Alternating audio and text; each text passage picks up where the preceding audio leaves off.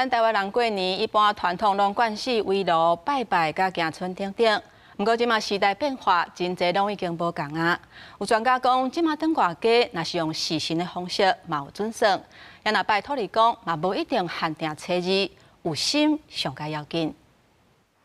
休过年路的车真济，有的要出去耍，有的要转去后头厝甲爸母拜年。古早讲初一查某囝若转去后头厝是禁忌，会拜外家。但是即马时代无共啊，教育部也捌伫明册大文分享新的观念。囝儿逝世啥物时阵转去，应该会当自由选择，无限制。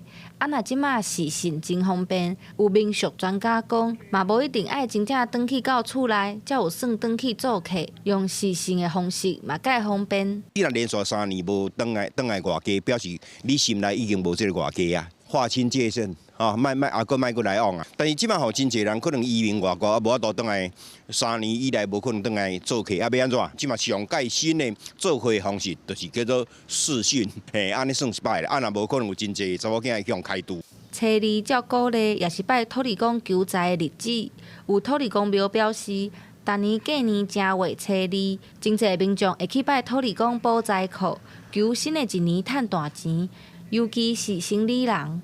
其实艺吼，伫古早时代就生理人的意思啦。这个初二做艺啊，第一遍呢做艺当然是正月初二啦。阮吼，遮岛啊拢无够，遮岛啊拢无够，阮遮拢爱搁传岛啊出来拜啊。足侪少年啊，足侪中小企业创业的啦，还是讲开店啊啥，即马少年人来拜愈来愈侪啊。正月初二，除了是传统转后头厝拜土地公的日子，也会有人去拜月老、求桃花、求好人缘。民俗专家讲，这个拢是古早流传落来的，现代人较无用，只要有心，其实无限定一定爱倒一天，有拜有保庇，啥物日子要拜拢会使。